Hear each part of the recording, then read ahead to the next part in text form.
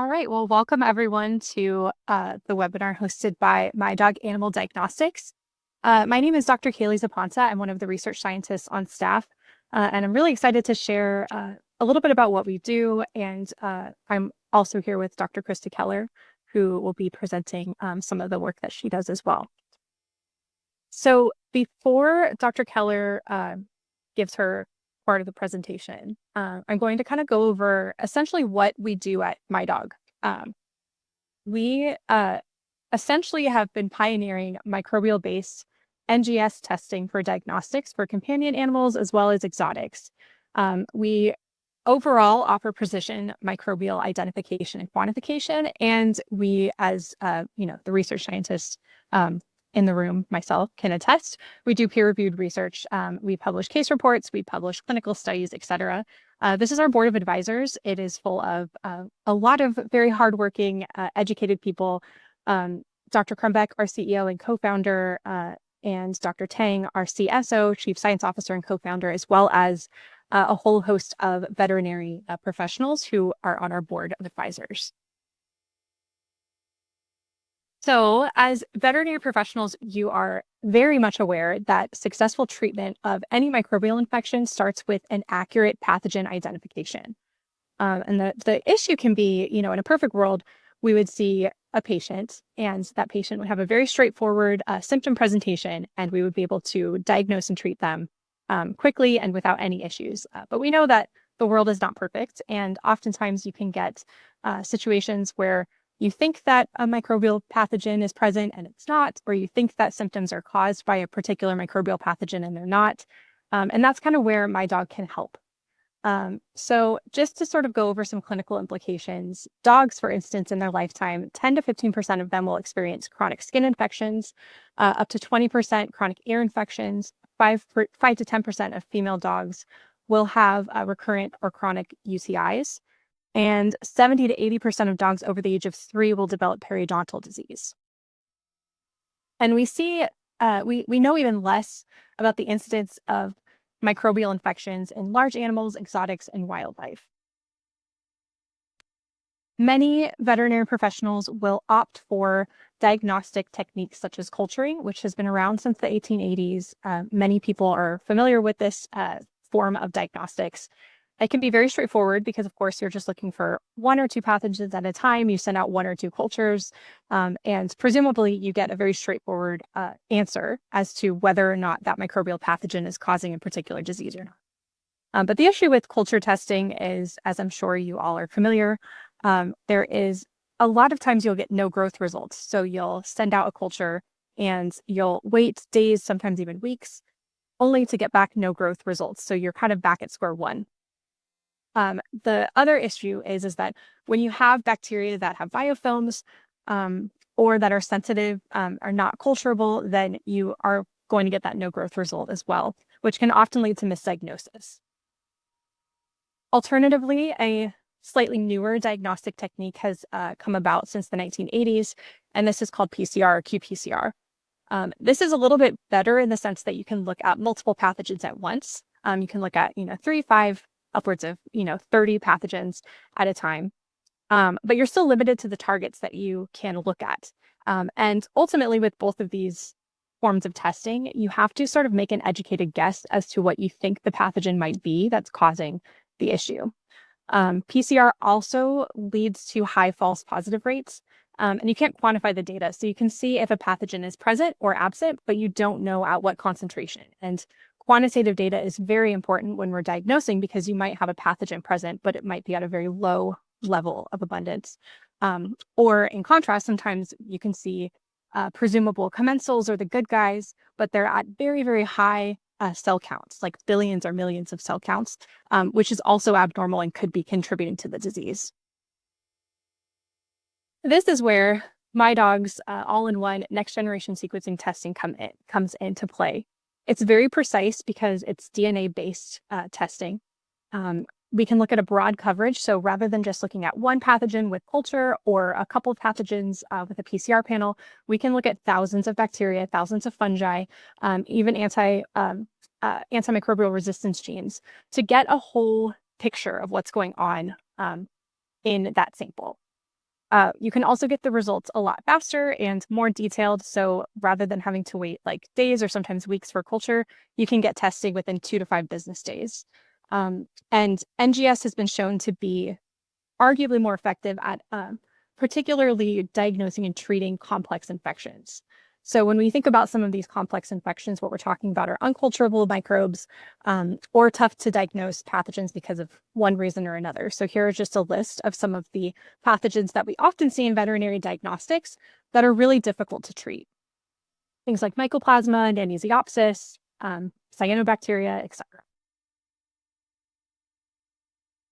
So I think that DNA-based testing can be a little, there's a learning curve. Many people are not as familiar with DNA-based testing, so I wanted to go over essentially what our workflow looks like at MiDOG. What happens is we get a sample, we clean up that sample in the lab, we spin it down, and then we put it into this fancy looking robot, which essentially what's happening here is we're taking the tissue, be it ear, skin, mouth, feces, what have you, and we're breaking down that tissue into DNA fragments. Then what we do is we put it into a sequencer, and we take all of those fragments, the billions and billions of fragments that are there, and we generate what's called clusters. So we amplify the data, we generate clusters based off of similarities in their DNA. So think A's and T's, C's and G's. We use a couple of reference genes, whether we're looking at bacteria or fungi, and then we're able to identify which bacteria and which fungi are present in that sample. And we can generate a report that looks very detailed. So we can look at bacteria, we can look at fungi, and as I mentioned before, we can look at antimicrobial resistance genes to not only see which bacteria and fungi might be contributing to a particular case, but also what percentage those bacteria or fungi are present, as well as those antimicrobial resistance genes. So DNA-based testing has gained a lot of attention and attraction probably since the early 2000s. And that's basically because we can identify way more bacteria, way more fungi, and even parasites and viral infections. And this is really important because when we're looking at culture or PCR, we're super limited as to what we can see. And we know that on Earth, there's 10 to the 20th microbes, billions of microbes. For instance, there's about 100 million microbes per dog, but 99 to 97% of those microorganisms cannot be cultured. So we're missing a whole lot by only looking at culture and not getting the full picture of what's going on microbially. This is why MiDOG is so effective, because we can look at all bacteria, aerobic and anaerobic. We can look at fungi, we can look at antibiotic resistances, and we can do so in many different sample types and many different animals. We basically look at any animal, dog, cat, bird, bunny, exotic animal, you name it. And we can help to identify pathogens that could be contributing to diseases like nasal infections, skin infections, UTIs, ear infections, GI, and more.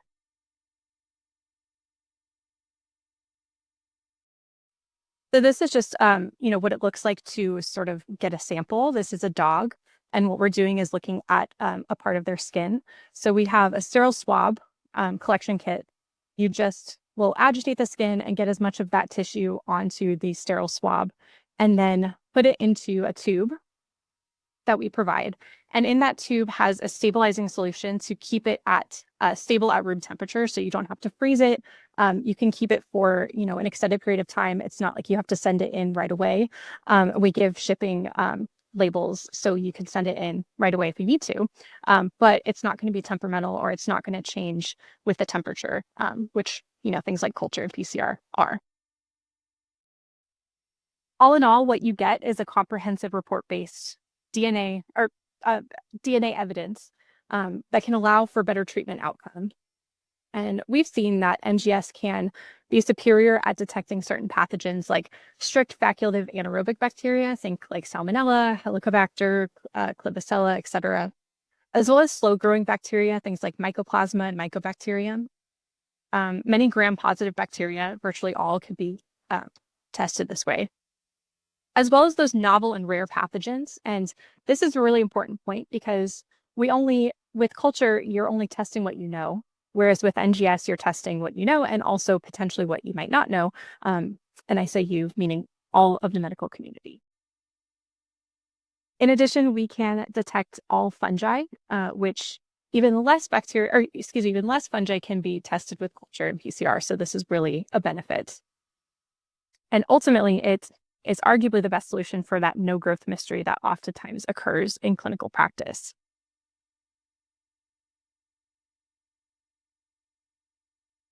Right. And now I'm going to pass the baton to Dr. Keller.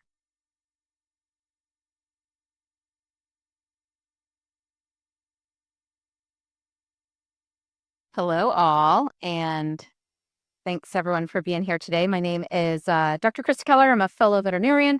I am associate professor at UC Davis, and I have served on the MiDOG board for almost a year. I think I'm coming up on my year anniversary.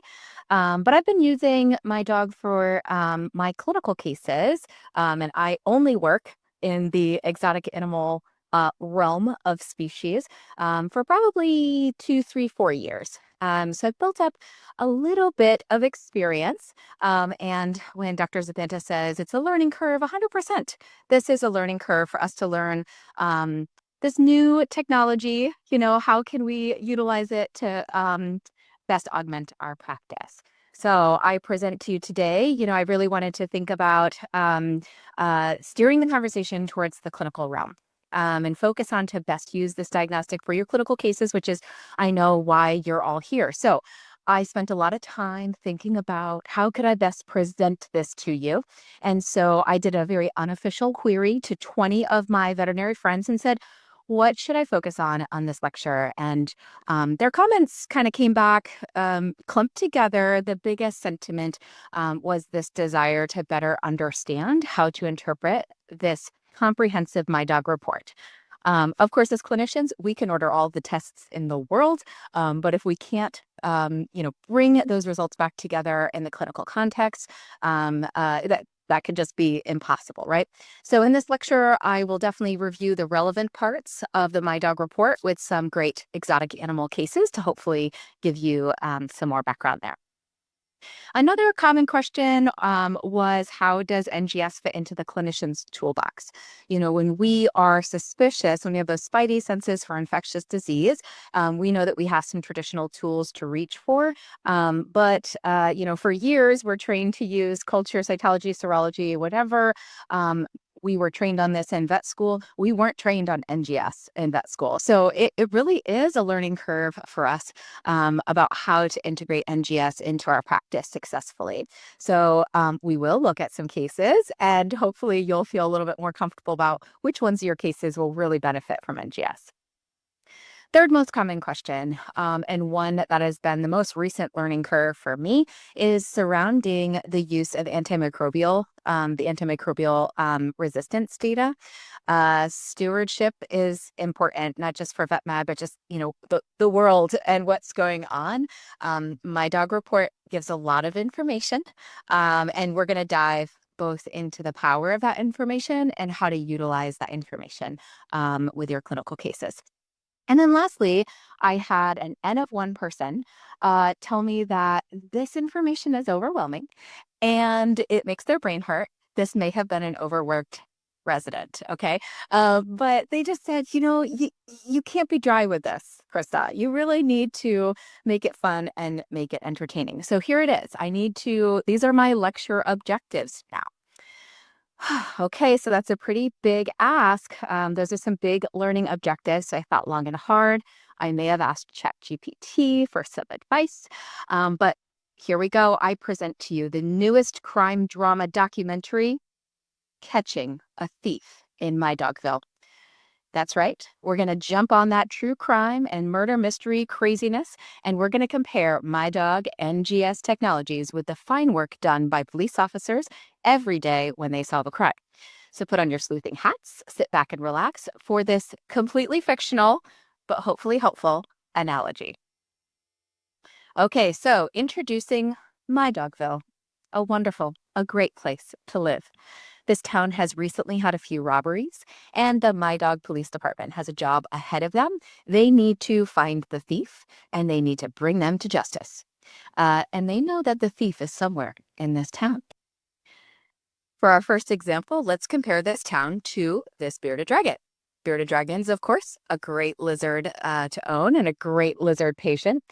This bearded dragon has recently broke with a few cutaneous lesions. Hopefully you can see that ulcerated area there along its beard. And you, as the veterinarian, has a job ahead of you to find the cause and defeat the enemy. And as a veterinarian, you know that the infectious cause is in that wound bed. So here are two completely different scenarios, but both have a really similar mystery to solve. In MiDOGville, the question is, who is the thief? For this bearded dragon, the question is who or what is the infectious cause?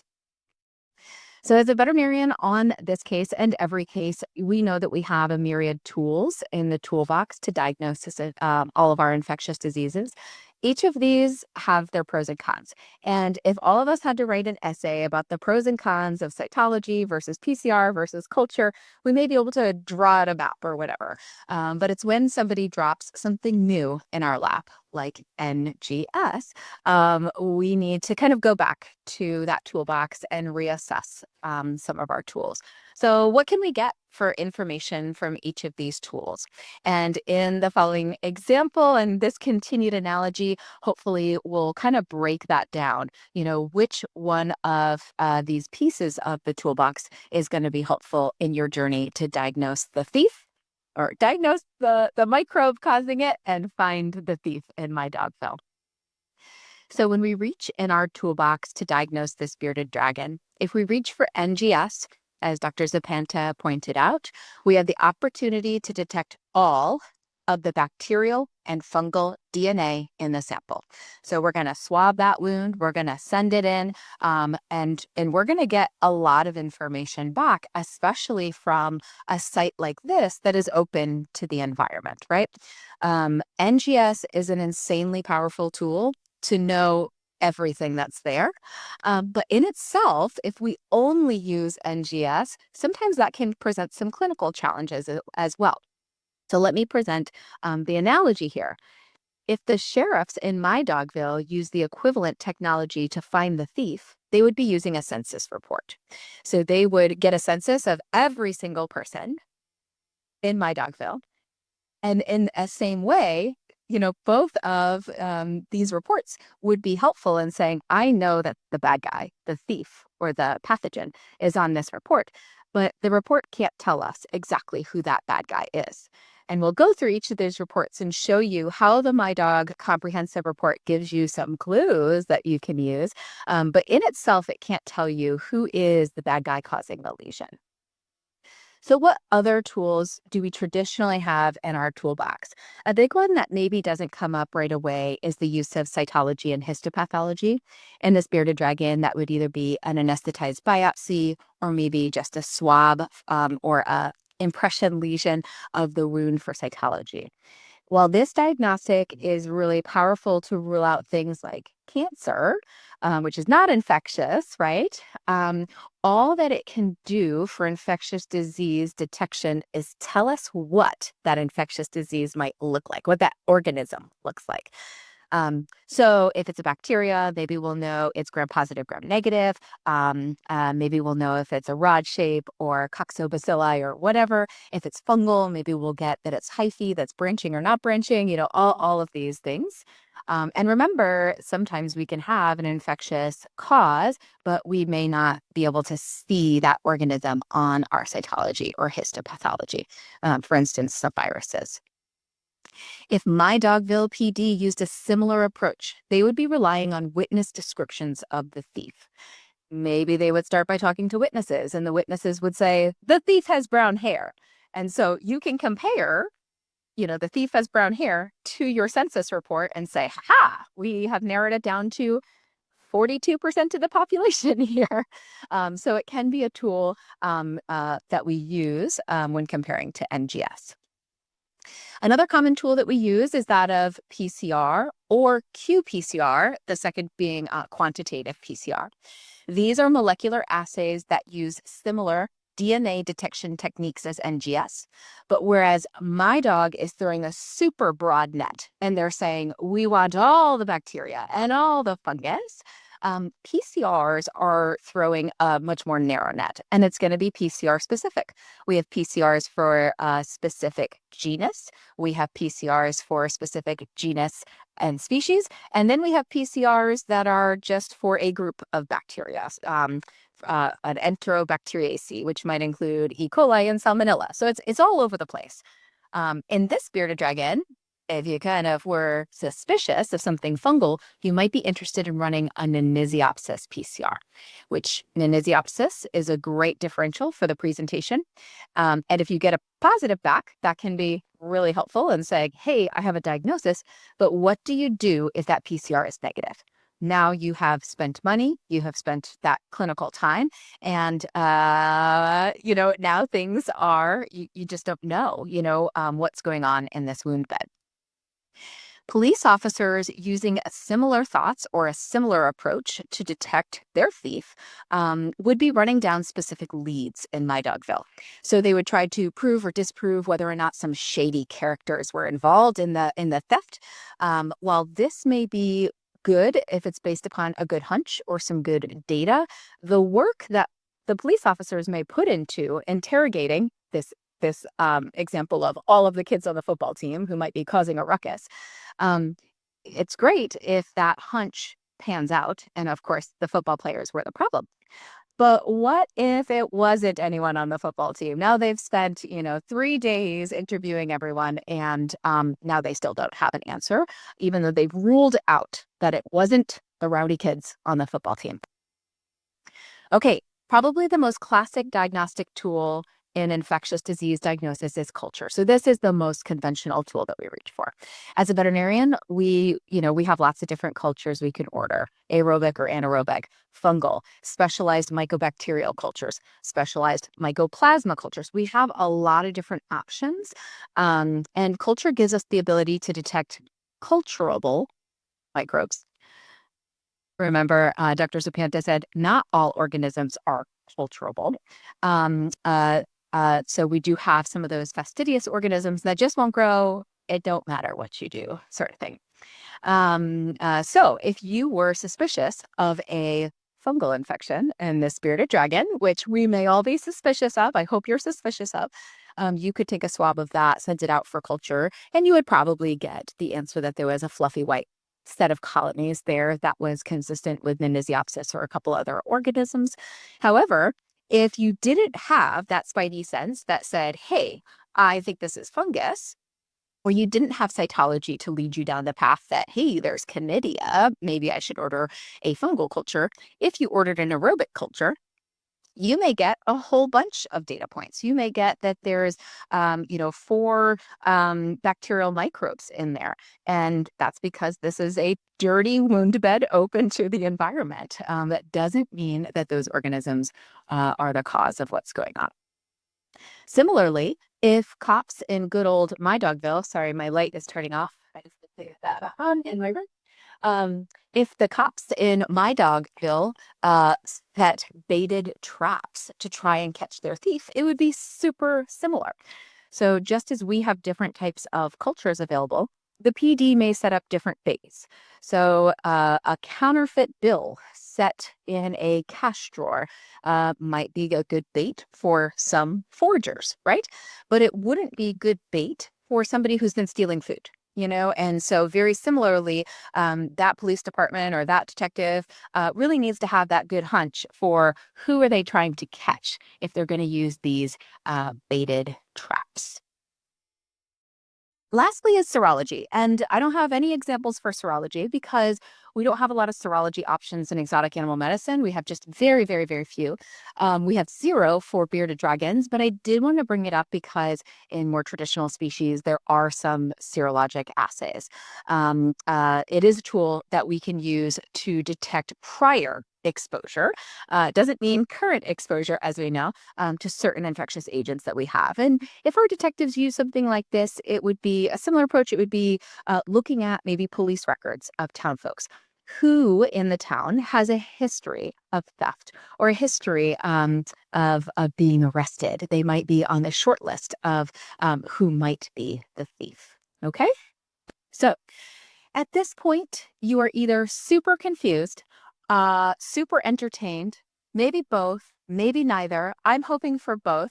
But let's keep those detective caps on. Let's dive into a few of my cases in the last year or so. And this is to really drive home some of the important clinical points on the use of NGS for the management of your clinical cases. And I would like to say every single one of these clinical cases is 100% real. These are my cases. They are quite abbreviated, so they look very fast. But of course, it's really just to outline how we are having some of our diagnostics interact in order to make great diagnoses for our patients. All right, our first case is a middle-aged Savannah monitor. She was a very, very well-loved Savannah monitor. And she presented for limping in one of her hind legs. And rads from our DBM, we really interpreted these rads as being mostly normal, but there was some slight irregularity to the pelvis, very, very, very mild lesions. So we brought this monitor in and we performed a CT. So this is a 3D reconstruction of the pelvis of the CT from this animal. So just to orient you, here is her spinal column coming down into tail. Here is her left leg, and her right leg is right here. Here is her normal left ilium that has normal cortex, and here is her right ilium that has an osteolytic bone lesion. This animal also, with its systemic workup, had an inflammatory leukogram. And so, unfortunately, we kind of put our blinders on. We were like, this is an infectious etiology. That was our primary differential, given the age of the animal and the osteolytic lesion and the inflammatory leukogram. So the animal was anesthetized. We surgically prepped her, and we went down into that bone lesion and biopsied, swabbed for culture, and we took samples for NGS. The NGS, the MiDOG report, was the first diagnostic back. And if you don't know this already, your MiDOG report is super speedy. I think your MiDOG sample spends more time in the mail than it does being processed lots of times. And so there have been cases that I've really wanted that speediness and I have overnighted, so I have the client pay for the overnight rather than using the free MiDOG mailer. So something to remember if you need some super speedy diagnostics. So here you can see, this is the comprehensive report. And if you haven't seen the comprehensive report right now, this is on page maybe 2, maybe 3, I apologize. But this is just like having the census data in MiDOGville, right? So it's going to give you all of the bacteria that are reported. So here are the species of bacteria that we have. All of the fungi that are reported. We have just one, okay? Not only is it going to give you that, but it's going to be giving you a frequency and a relative abundance. So the frequency is the number of cells per sample. Right now, this doesn't mean anything to you, but I think with some compare and contrast, you'll be able to understand this a little bit more. And then a relative abundance is just that this Corynebacterium makes up 35% of the total bacterial composition, okay? Other great things that the report gives you, notice that there are different colors to our different microbes that have been identified. Those in red are those that have potential pathogenicity associated with them based upon the literature, okay? That doesn't mean that they are the cause of what's going on, right? It means that in the literature, that microbe has been associated with disease in another animal. And so that can be helpful for kind of shortlisting. So if we go back to MiDOGville, we can say maybe that's a short list of people in town who have done thefts previously, right? That's a great way to compare it here. Also, all of these species are linkable. So if you press on Corynebacterium xerosis, it will bring you to kind of a Google page that gives you a little bit more information if you wanted to dive in deeper. And then there's this other column here. The AID is the Animal Infection Database. This is a MiDOG a point of reference for you. They're building this out bigger and bigger all of the time. So there's probably more links because this is a little bit of an older case, but you can press this link here and it's going to give you a lot more information about this microbe there as well. So lots of places that you can learn here. So going back to this case, we were not surprised to have, a bunch of microbial diagnoses, given that we were really concerned that this was an infectious etiology. However, histopathology came back just a few days later, and not only did they find no inflammatory tissue and no evidence of infections, but this truly was a poorly differentiated sarcoma. So this is a neoplastic mass. And this animal was euthanized, I don't know, weeks to months later, and did have metastasis into her coelom, where we also documented that mass had spread in other places in her body. So truly agree with the diagnosis on this case. So that brings us to a really big lesson, and something you need to understand about NGS is that it is super sensitive at detecting microbial DNA. Okay.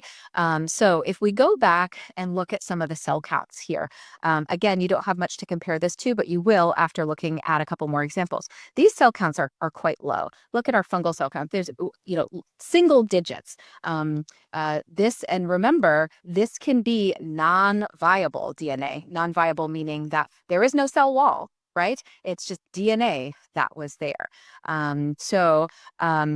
These findings don't mean that our surgery site was super contaminated or super dirty. I will say that we did this surgery in our dirty suite because we were expecting that it would be quite dirty, but we did scrub. We were wearing gloves. We were, wearing masks and all of that.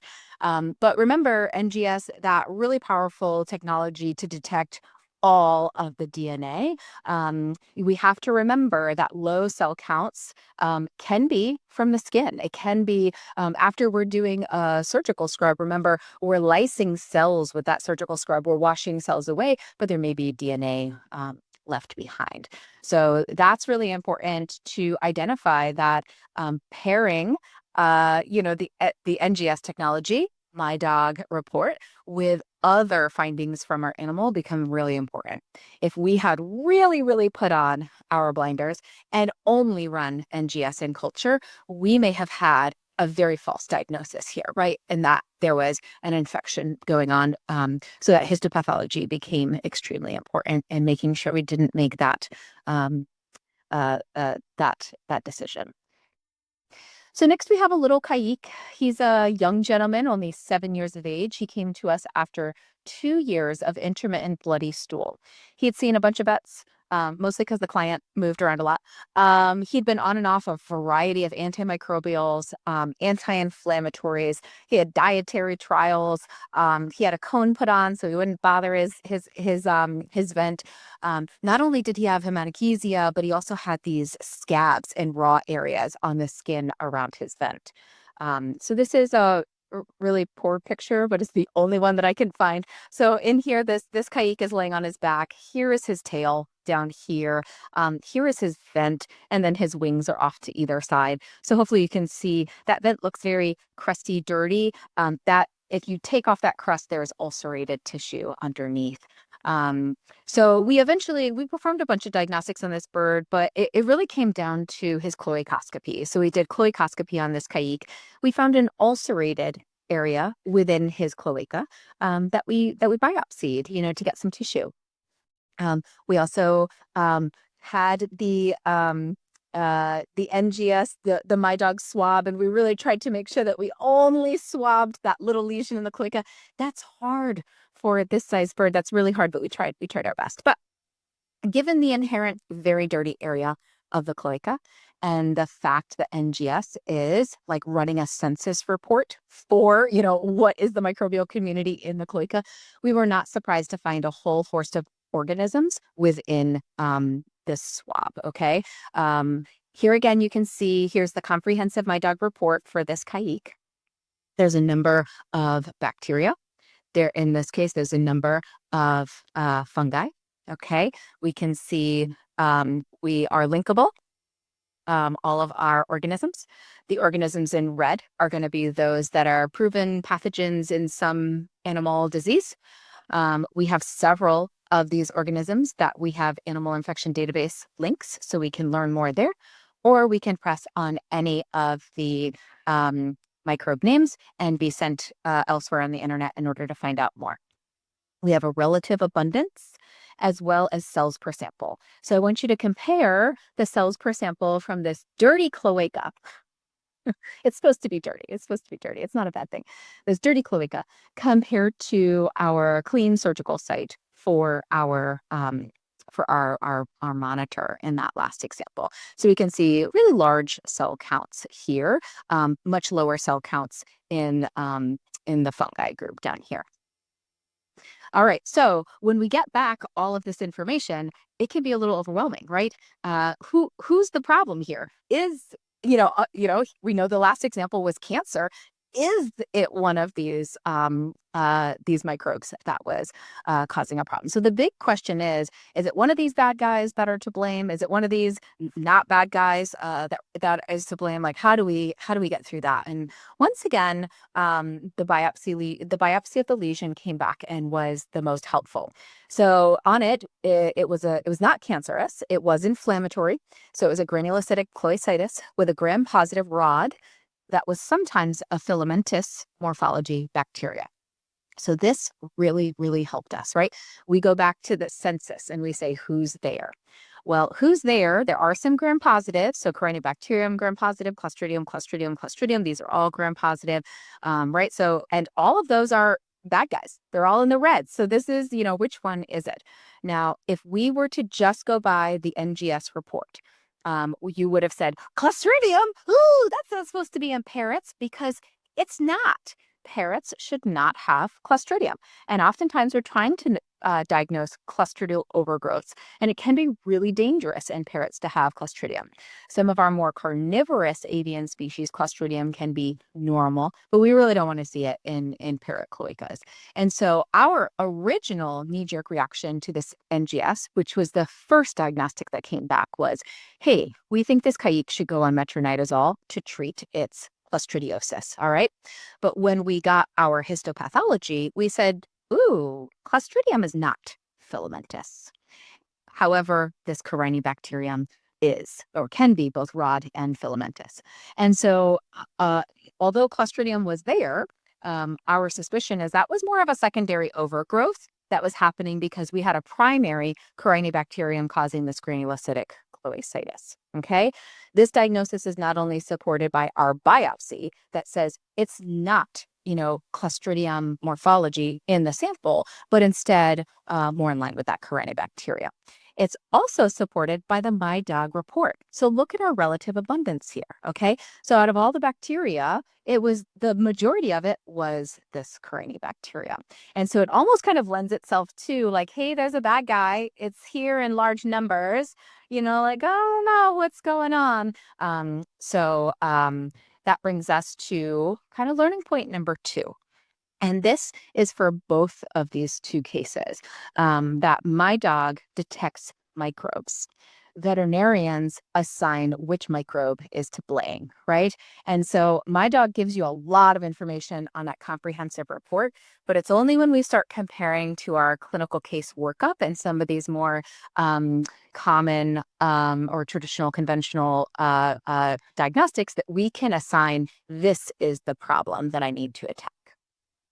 So once we decided that we think that this is a Corynebacterium, let's start looking at that anti-biogram that MiDOG provides. This is also an area with a lot of questions. So it is on almost the last page of the MiDOG report. What's going to happen is each of the red guys or the bad guys are going to be listed in columns. I have cut off the Clostridiums here just so we can focus in on the Corynebacteria. It's going to list antibiotics in first, second, and third tier based upon, I think, a published antimicrobial stewardship guideline.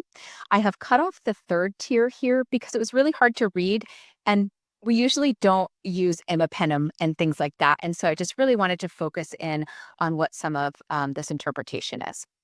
So what you'll see are a bunch of codes and colors, and you'll have an abbreviation key.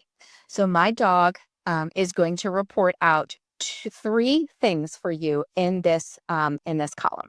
The first thing that it does is it's going to look for antimicrobial resistance genes. So remember, MiDOG is looking at the genetics. They're not just saying, hey, it's Corynebacterium. They're saying it's Corynebacterium, and here is its, its genome. And so it's looking in that Corynebacterium genome for known antimicrobial resistance genes. So NRD is going to be no antibiotic resistance detected based upon evaluating the genes. So that's number one thing that MiDOG reports, is whether or not there's antibiotic genes noted. If they do find them, they do list them for you, so you can kind of see them for yourself. Number two thing that MiDOG does is a little bit of work for us, which is anything that is inherently or intrinsically not going to work for that microbe. MiDOG says not recommended. So a very good example of this is if MiDOG detected mycoplasma, right? So this is a bacterial organism that lacks a cell wall. All of the beta lactams that attack the cell wall are going to be listed as NR, not recommended. That's the pink down here, okay? So in this way, with this area number two, MiDOG's doing a ton of work for us and reminding us like, oh yeah, don't do that. That's not going to be helpful here, okay? And then the third thing that MiDOG does for you in this antibiogram is all of the legwork, and basically what it does is it has, they have a library of, 4 Corynebacterium, or this Corynebacterium, ooh, that's a long word, Kroppenstadii. Lots of times there are publications out there that say, hey, we have 157 isolates of this Corynebacterium, and here are the antibiograms for it. And so some of the color coding for P in yellow, F in fair, and G in that dark green for good is going to be about that antibiotic's performance against this microbe in the literature. Okay, so you can see here, there's probably no literature on Corynebacterium Kroppenstadii. So get to work, guys. Let's find more of this. But I will show you some other reports where it will give you some more information. So when given this as our antimicrobial antibiogram from MiDOG, you could do a couple of things. You could say, one, I'm not going to choose the NRs because those are not recommended, but any of these NRDs, it really doesn't have any advice. It's saying there's no antibiotic resistance, and we know that there's no intrinsic resistance, but there really isn't any data. So one way to use culture is you could either choose one of these empirically, and then if that doesn't work, then come back to this. Or you could say, as we did in this case, hey, microbiologist, I'm going to take a swab for you. There's one bacteria I care about. And when a microbiologist has that guidance, they're usually much better at amplifying that one bacteria. And so then they often can say, okay, we can do a very specialized culture for Corynebacterium, knowing that you want to do a susceptibility panel on it. And you may get more information that way on, which of these antibiotics may be best for your patient. Okay, that brings us to case 3. And I hope you see I didn't focus on any one taxa, although I wanted to. We did one reptile, one bird, and one mammal now. So I see a lot of really similar cases to this, just slightly different lesions. This is, there are these adorable lops that look so cute when you see them, and then you touch their face and you're like, oh, there's a lot going on here. So I call these the skull disease cases. Here's a 3D reconstruction over here. The right side of the face is very normal. The left side of the face, we have osteolytic bone lesions of the jaw, of the maxilla. We have a loss of the zygomatic arch. We have involvement in the retroorbital space. We have multiple teeth who are being eaten up in, just really, really awful. This poor animal needs a facectomy, but of course that's not a procedure that we can actually do. So we did a staged procedure for this rabbit. We performed an extraoral marsupialization and tooth fragment removal of the jaw and the maxilla with a goal to debride, provide local therapy. We packed it with some antibiotics and obtain a culture insensitivity. If you work with rabbits and rabbit abscesses, you have gotten these cases before. Despite diligently choosing a part of the capsule of the abscess, despite having the rabbit off antibiotics for a couple of days to a week, our culture was negative, which is really deflating. And maybe 10 years ago, we had no other options. But luckily, we've gotten into the practice of grabbing a sample for my dog at the same time as culture. And we were really glad we did. Sometimes when we get no growth on culture, we blame it on fastidious organisms, things like the mycoplasmas, some of the anaerobes. But in this case, it wasn't even a fastidious organism. It was Pseudomonas was the problem. So this is this MiDOG report only came back with just Pseudomonas, which should have been culturable.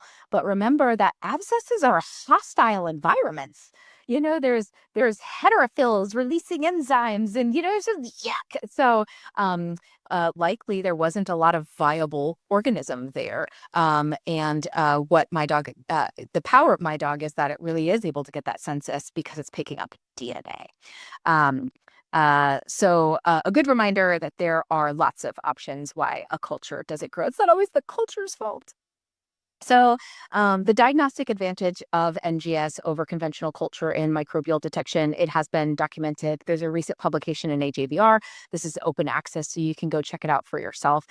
So they took multiple sites from multiple animals, and they submitted both standard culture as well as NGS through MiDOG. And the cultures were both bacterial and fungal. And what they found was, so I want you to key in here to the red parts of both all of the bacterial culture tests and the fungal culture test, where 15% of samples were culture negative but NGS positive, and that's a lot better than fungal culture, where 81% are culture negative, but NGS positive.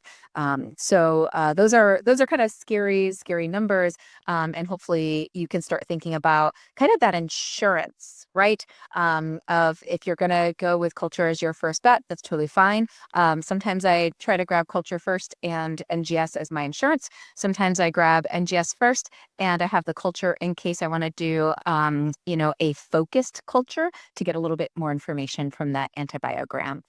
So a good reminder that where culture fails, MiDOG really truly excels. As I said, this can be because of a fastidious organism. It doesn't mean that culture is bad. It's just that it has its limitations. But we can often, when we get an answer from MiDOG, ask our microbiologist to help us in a more focused way by saying, I need more information about this microbe. This is the exact one. And they can do usually a pretty good job of getting it if that's the case. So let's look at that rabbit again and the antimicrobial profile, because this is a more challenging antimicrobial profile. I gave you an easy one to start, but let's kind of get into it. Remember, the MiDOG antibacterial antibiogram is giving you three things. One, did they detect any genes? And in this one, there were no genes detected that would lead to antimicrobial resistance. That's not exactly here, but it's a little bit later in the report. It said that the Pseudomonas did not have any detected genes. However, there's a lot of NRs, right? So here's the red. The red is like do not go. So NR is either going to be, it's not recommended because there is either inherent resistance, so there's the Mycoplasma beta-lactam example, or there is data available that says Pseudomonas has a very poor, cannot be killed often with that antimicrobial. And so we can see almost all of our first tier, many of our second tier are not recommended, okay? Our next category is yellow for poor. That's going to be, I'm going to read it real quick, less than 50% effectiveness in available literature. And you can see we have a lot more available literature with Pseudomonas because that is a really common animal, human, pathogenic bacteria that we see. So we just have one that's in that less than 50%. And here's enrofloxacin, really common that we see poor outcomes with our fluoroquinolones and Pseudomonas, sadly. And then we get into the fair, which is the light green. So fair is going to be fair performance from our available antibiogram studies, which is less than 70%, okay, 75%. So we have several on here. This little group of light like greens, is going to be some more of our fluoroquinolones. Some of the higher generations are going to have a little bit better activity than enrofloxacin, which is down here at our yellow. And then we have very few greens, but let's see who these greens are. And greens are going to be better than 75% effectiveness in available antibiogram studies. And so green is going to be amikacin, imipenem. I don't know about you, but I don't want to reach for that. Ceftazidime, okay, and piptazobactam. Okay, so here we have these big guns. They're all in this third tier. So remember that most of this data is coming from the literature. Okay, so this antibiogram is giving you data about this specific pathogen, this specific microbe, right, by reading its genetic code. But it's also presenting data on more population-based of the pathogen, right? What's available in the literature. And so what we did is we went back to our microbiologist and we're like, hey, we only have the literature to focus on. Can you please help us culture this? Let's see if we can get a Pseudomonas. So we took another sample in the next stage of the procedure for this animal. They were able to get a culture off of it because they were just focused on Pseudomonas. And so they were able to get it. They were able to get us a sensitivity.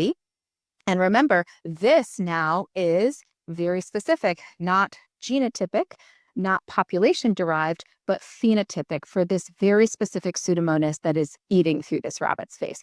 So these two things can come together and be really helpful. So what we wanted to know was, because what MiDOG was presenting is population-based for Pseudomonas aeruginosa, could we find something more?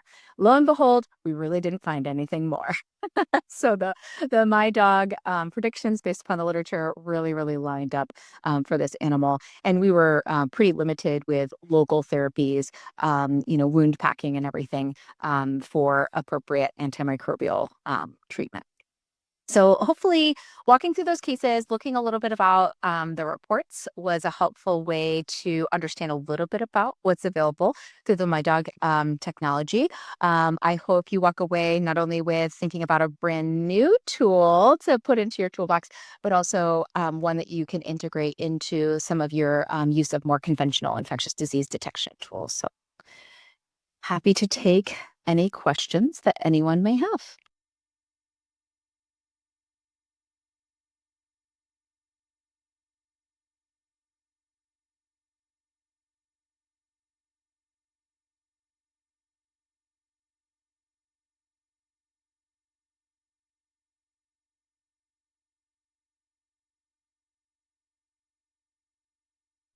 So I can read a little bit from the Q&A, and I guess between me and Dr. Zapanta, according to the question, I wanted, if I want to detect some specific pathogen with species level, would you recommend running genus-specific PCR or NGS? Like, an example, like MiDOG. For example, if Nannesiopsis is detected in their biopsy or culture, and I want to know the species, because under my understanding, if they don't have specific species in the library, it's not possible to detect. Also, sometimes it's difficult to find a diagnosis. So yeah. So I think the question is very specific for Nannesiopsis. I can answer that question 100%.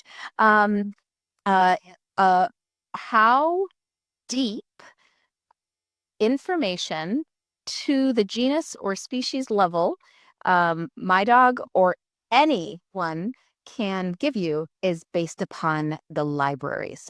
So curation of libraries is something, libraries are added to all of the time. And I can't answer your question specifically because you may have a brand new Nannesiopsis that has never been cataloged and is not similar to anything else that is cataloged. And so you may just get Nannesiopsis. So it's really according to the libraries. I would say bacterial libraries, and Dr. Zapanta, please correct me or jump in. Bacterial libraries are well curated. They've been building for decades upon decades. Fungal libraries are abysmal. And I think for a lot of animal pathogens we're building, but we still have a long ways to go. So you're just going to have to try and see what you get. I have diagnosed Menisiopsis to species level with NGS. I've also just gotten back Menisiopsis species. And sometimes at that point in my research setting, I'm able to take it to another level. So you can contact me about all of your Menisiopsis cases and we can chat. But it's going to be case by case how deep it can go.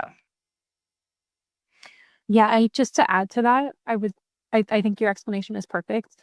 I would argue that NGS and DNA-based testing in general, we have the most information out of all the other types of testing, certainly compared to PCR. We have the most information as up to date as humanly possible. So, like as Dr. Keller said, we're kind of driven by research in some of these more novel species level bacteria and fungi. It is very robust. The libraries that we use are very robust. So I would say the majority of the time we are able to detect species level bacteria and fungi. But there are those cases where things are just have never been discovered before. But we're able to detect that it is a species in those cases. And we have other techniques behind the scenes that if you have a particular question that you want to look at some of those novel taxa, we can help you out with as well. I will say I've given this example before because I'm all about analogies. When you run a PCR, remember that that PCR is usually focusing on 100 to 200 base pairs of the genetic code.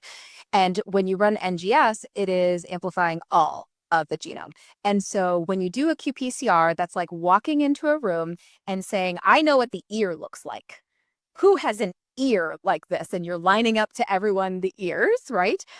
Whereas when you're doing NGS, you're like, haha, I know exactly what this person looks like. Hair color, skin color, what skirt, what color shoes, all of these sorts of things. So it's just what you get. I'll also share, I developed the Menisiopsis PCR. We tried to develop it for very specifically N. guaroi, and according to the base pair models that we developed, we could not find a 1 to 200 base pair piece of the genetic code that was available that could distinguish between all of the different Menisiopsis species. So the Menisiopsis PCR at U of I that I developed is a consensus genus PCR. We can sometimes do sequencing downstream from that and get more information if the libraries are available and give you that information, but it's not always possible. Great question. I don't see anything. Oh, maybe there is a new post. The top of the MiDOG report often highlights a few of the most clinically relevant microbes, but I've seen some pathogens I would consider serious, like types of mycobacteria and rat bite fever, buried on the second or third page. How did they decide which pathogens are the most important? That might be for you, Dr. Zapanta. Yeah, so we essentially it is the pathogens that are identified as pathogens, also that are at the highest abundance. So broadly speaking, we choose the top 8 bacteria and top 8 fungi. And so on the first page, it's those that we think are, these are the most abundant. These are the ones that we know are pathogens that are likely contributing to the issue. And it's not to say known pathogens that sometimes we see commensals at like 98%. Those will also be on the first page because they might be commensals in other populations or other animals, but not in this particular case. And then on the subsequent page, it's those that are at a lower abundance that we still feel are important, but maybe not as important as the ones that could be contributing to this issue. I would also like to add that if you rewind back and listen to my script or read my script, I never say the word pathogen. And I think as I have gone down the path of learning more and more about microbial communities, it's very clear we rarely have these 100% bad guys and 100% good guys. We have these good guys that we know can cause disease in immunocompromised states or, a weird environment. And we also have these bad guys that when we run more and more NGS, we're like, oh, you're there in low numbers. It's just when you get out of control that things are bad. So I think sometimes that word pathogen creates that like, you're 100% a bad guy. You must be the thief in my Dogville because you're a bad guy. When in fact, he's like, no, man, I was having beers with my friends. I didn't do it. I didn't do it. Yeah, no, that's so true. I think that's where the quantitative piece comes into play too. because we can see, oh, this presumed bad guy, E. coli, but it's only at like 50 cell counts, 100 cell counts, et cetera. So it's really low abundance. So it probably isn't contributing to the issue. And good also, hopefully comparing to your cytologic, your histopathologic, kind of everything else that's going on and trying to bring it all together, even though there is mycobacteria there. That's not what is your intracellular bacteria on your biopsy sample or whatever sort of thing. So that can help you assign that clinical relevance as well. It's a great question.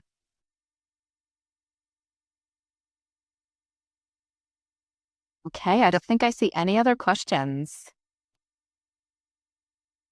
I think just one thing to note as we close out, Dr. Sipperstein, who's also worked with us a lot, mentioned this, but if you ever have any questions, we have clinicians that are on staff. We have research scientists that are on staff, where we could go through the report with you from a clinician side or from a research side, sort of exploring those pathogens too. So we're here to help. There's one question. Hi, Dr. Harms. It says viruses question mark. Great points. Yeah. Kaylie, do you want to address that? Later this fall, we are going to be, we're doing expanding into parasites and DNA-based viruses. So stay tuned. Yeah. That's something I didn't hit on, is that lots of times you may have a lesion, Dr. Harms, in the mouth of a loggerhead sea turtle that, you're not thinking this is bacterial or fungal as a primary. And so you need to know the entire microbial community. So my dog has been working on that. And then Logan McCormick asked, is there a specific cutoff for cell counts that you would consider non-concerning, like less than 1,000 cells, et cetera? I think that's in terms of reporting, correct? So yeah, that's for you too. And I would say it depends. Bacteria we see obviously at much more higher cell counts. Fungi we see at lower cell counts, and it really just depends on the microbe. But we can report way less than 1,000 cell counts. So we can tell you sometimes we'll see things at 50 or 25 cell counts, very low abundance. So.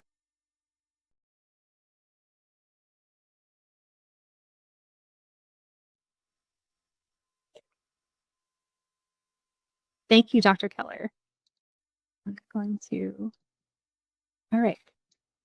Yeah, so we hope that you all enjoyed this presentation. We're happy to take questions. I just kind of wanted to wrap up what we can provide for you with our MiDOG tests. So as Dr. Keller and I have talked about, we can look at all bacteria, all fungi, as well as antibiotic resistance.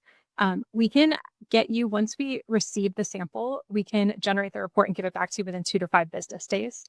And then launching soon, we are also going to have DNA viruses as well as parasites that we're going to be able to detect for you as well. And as always, we offer free shipping and free veterinary consultations. So when you have some of those tough cases, you can chat with one of our board of advisors and figure out the best way to treat. We also will do research, or not research, but more of the microbiome-based consultations as well if you're looking to learn more about a microbe that you see in your sample. And with that, we'd like to thank you. And if there's any questions, feel free to ask.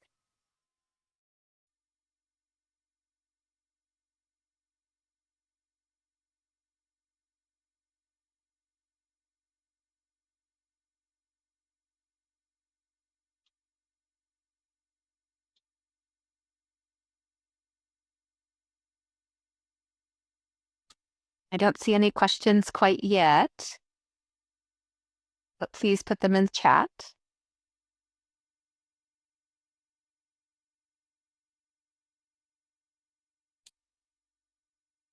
I see a question. The timeline for virus and parasite testing is going to be later this fall. Really exciting. We're going to have to redo this whole presentation.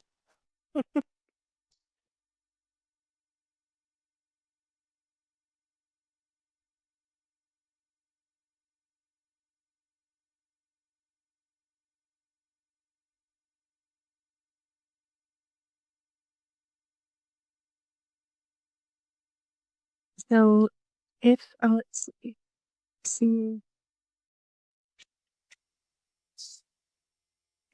So there's a great question from Paige Lee. Does the presence of resistance genes mean those genes are active, or is there still a chance that those antimicrobials could still work? That's a really great question. And it is true that it doesn't. So, I kind of refer to genotypic prediction of antimicrobial resistance versus phenotypic. And so what MiDOG can report is genotypic. But I think we all know that phenotypy, or how an organism presents its genes, can be different in different environments. So while it seems unlikely that if you have a gene that will break down, that codes for a beta lactamase, for instance, that will break down beta lactams, it doesn't mean that there will be complete phenotypic resistance. It's a way to guide you. And like I said, if you get that antibiogram and you feel really limited by the antibiotics that seem to be there, that's a great way to talk to your microbiologist and say, can you culture this? My dog has told me this is here, but it doesn't look like there's a lot available. Can we look a little bit more? It's a great way to partner between microbiologists and the scientists at MiDOG. There was another question in the chat that was answered in the chat, but I'll just say it just in case. So the pricing for our tests for exotics per sample is $158.05, $158. And it does include FedEx overnight shipping of that sample.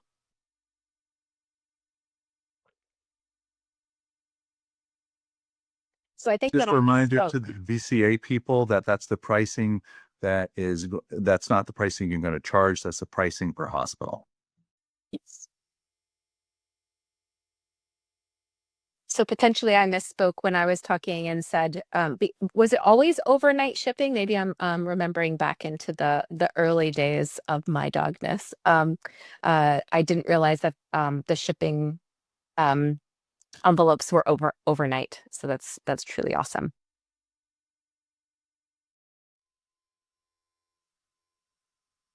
I see another question in the chat that says they can't find the MiDOG pricing in Woofware. Sure. If you don't, what you have to do is, as with most things, is you have to do a code request. So if you do a code request, what they'll be able to do is they'll activate the code. There's going to be, I think, usually 3 different codes for MiDOG, and they'll be able to give you the pricing. And remember, it's all going to be based on the fact: are you an ABCD hospital? And if you have further questions about it, or if you say, I don't want to start off that much, that's a conversation to have with your ROD and RMD. And that's something that, usually we have some control over, but I won't overspeak. I'll let them argue about that.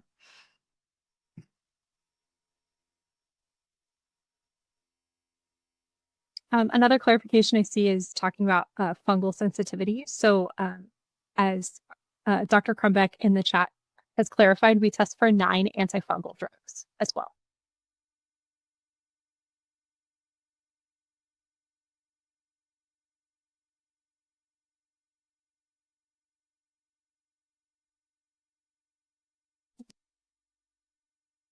So we have a few minutes left. What I'm going to do, unless there's other questions, is share just again, because I know Dr. Keller shared it already, but I'm going to share another one of our reports so that you all can see it. If you have any specific questions regarding the reports, I'm happy to walk through it with one.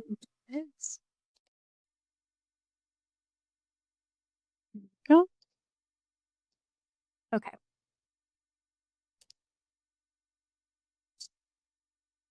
All right, so this is an example report that on our website, I should say, back up a little bit. So on our FAQ page of the MiDOGtest.com website, which I can link this in the chat, you can see a number of examples in companion animals, UCI examples, exotics, etc.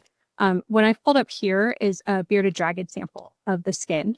And this just will kind of walk you through what the report looks like. You can actually click on those links that Dr. Keller was talking about before. So for instance, we see that there's a 68% relative abundance of MRSA in this case, so Staphylococcus.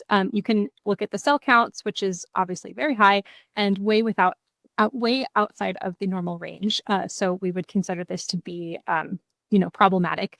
What you can do here is click this link to the AID database, which will sort of break down what Staphylococcus is, where it's seen typically, different animals, different body sites, and what infections it's most likely attributed to.